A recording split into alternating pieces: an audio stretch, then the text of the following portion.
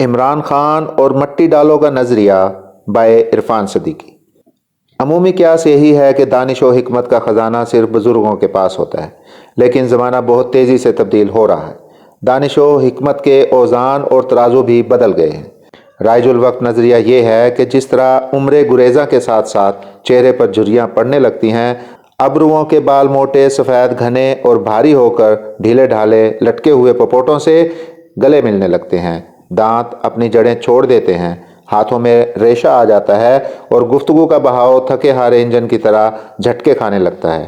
اسی طرح مرد بزرگ کی دانش بھی سنبھلا سی جاتی ہے، وہ عصر حاضر کے مرض کی تشخیص نہیں کر سکتا۔ کر بھی لے تو اپنی ادری ہوئی میل خوردہ زنبیل سے پرانے صدری نسخے نکال کر مسیحائی کی کوشش کرتا ہے۔ نتیجہ یہ کہ مرض اور مریض دونوں ہنس کر منہ دوسری طرف پھیر لیتے ہیں۔ اقبال نے کہا تھا، جوانوں کو پیروں کا استاد کر۔ اس لیے میں خود کو وقت سے ہم آہنگ رکھنے کے لیے جوانوں کی تحریریں بڑی توجہ سے پڑھتا اور ان کی فکر تازہ کا مصفہ پانی اپنی دانش پسمردہ پر چھڑکتا رہتا ہوں، جس طرح گل فروش مرجھائے پھولوں پر مسلسل پانی کا چھڑکاؤ کرتے رہتے ہیں۔ کچھ دن قبل میں نے عزیزی یاسر پیرزادہ کا کالم پڑھا۔ اس نے آج کے مقبول موضوع صلح صفائی کو ذرا مختلف اور منفرد زاویے سے دیکھا ہے۔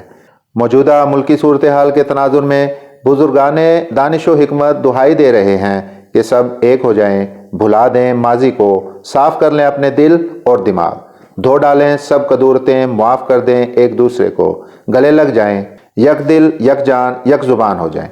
تقاضا یہ ہے کہ عمران خان سادہ و معصوم شخص ہے، بھول پن میں کچھ ناگفتنی باتیں بھی کہہ جاتا ہے۔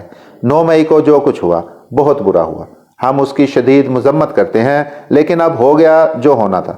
مٹی ڈالیں اس پر، دل بڑا کریں اور معاف کر دیں۔ یاسر کے کالم کا مفہوم یہ تھا کہ دانشوران عصر حاضر غلط آدمی نواز شریف سے مخاطب ہیں، حالات کو اعتدال پر لانے، متعفن روایات پر مٹی ڈالنے اور ایک نئے عہد کا عہد نامہ رقم کرنے کی ذمہ داری نواز شریف نہیں، عمران خان کے کندھوں پر ہے۔ اگر وہ آج بھی 9 مئی کو اپنی ٹوپی میں سرخاب کا پر سمجھتے ہیں اور اسی نظریے کا پرچم تھامے سیاست میں واپس آنا چاہتے ہیں تو صلح صفائی کیسے ہو، کس سے ہو؟ عمران کا متحرک سیاسی سفر 1999 کے فوجی بغاوت کے بعد جنرل پرویز مشرف کی دست آمریت پر بیعت سے شروع ہوا تھا۔ 2011 میں جنرل شجاع پاشا کی برکھا تحریک انصاف کے سوکھے دھانوں پر برسی اور فصل چھاونیوں کی چھاؤں تلے پروان چڑھنے لگی۔ 2018 کے انتخابات میں بدترین دھاندلی کے ذریعے دیرینہ خواب تعبیر کو پہنچا۔ کامل 4 برس عمران خان نے سیاسی فراست، کشادہ ظرفی اور افہام و تفہیم کا ادنا سا مظاہرہ بھی نہیں کیا۔ اپوزیشن لیڈر سے ہاتھ تک نہ ملایا۔ قومی سلامتی کے انتہائی حساس اجلاس ہوئے، پوری فوجی قیادت نے شرکت کی، وزیر اعظم کسی اجلاس میں شریک نہ ہوئے۔ دلیل یہ کہ میں چوروں سے ہاتھ نہیں ملا سکتا، سو وہ اپوزیشن کو بازاری گالیاں دینے، زندانوں میں ڈالنے، ان کے پنکھے اتروانے اور الزامات تھوپنے ہی کو کمال فن سمجھتے رہے۔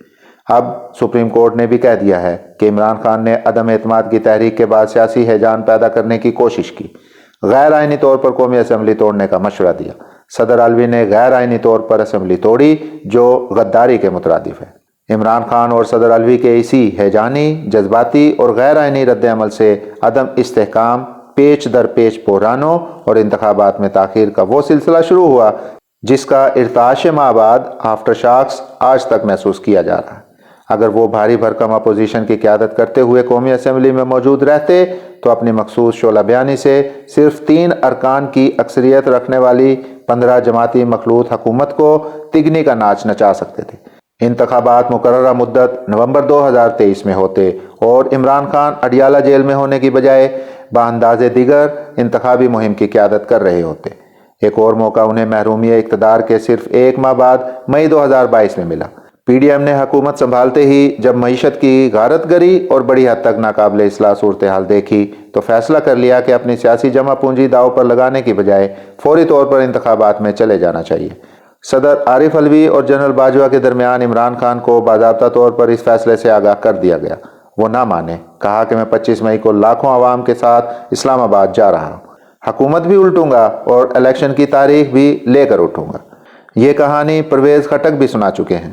عمران خان لانگ مارچ سے نہ ٹلے تو سب سے پہلے نواز شریف نے وزیر اعظم شہباز شریف کو پیغام دیا کہ اب کسی کی دھونس میں آنے کی ضرورت نہیں، حالات کا سامنا کریں، ملک کو ابتری سے نکالنے کی ہر ممکن کوشش کریں اور اسمبلی کو اپنی میعاد پوری کرنے دیں۔ تمام جماعتوں نے اس کی تائید کی۔ بے لچک ضد نے خان صاحب کو پیچھے دھکیل دیا۔ ذرا اس شیشناگیانہ اور طفلانہ ہٹ درمی کے کرشموں پر نظر دوڑائیے۔ قومی اسمبلی سے استعفے دیے کہ الیکشن مل جائیں گے، نہ ملے۔ آرمی چیف کی تعیناتی سے 2 دن پہلے راولپنڈی پر چڑھائی کی کہ سید عاصم منیر کی تقرری روکی جائے، ناکام رہے۔ افتادِ تباہ کو چین نہ ملا تو پنجاب اسمبلی توڑ دی کہ اب تو الیکشن ناگزیر ہیں، ایسا نہ ہوا۔ جھنجھلا کر خیبر پختونخوا اسمبلی توڑ ڈالی، انتخابات پھر بھی نہ ملے۔ زچ ہو کر فوج میں بغاوت اور عاصم منیر کا تختہ الٹنے کی سازش کی۔ سازش کے فتیلے کو آگ دکھانے کے لیے 9 مئی کو ملک گیر غارت گری کا منصوبہ بنایا اور خان صاحب وہاں پہنچ گئے جہاں ہر شعلہ مزاج، انا پرست اور بے حکمت شخص کو جلد یا بدیر پہنچنا ہی ہوتا ہے۔ مٹی ڈالو کے مبلغین پر ایک بنیادی سوال کا جواب لازم ہے۔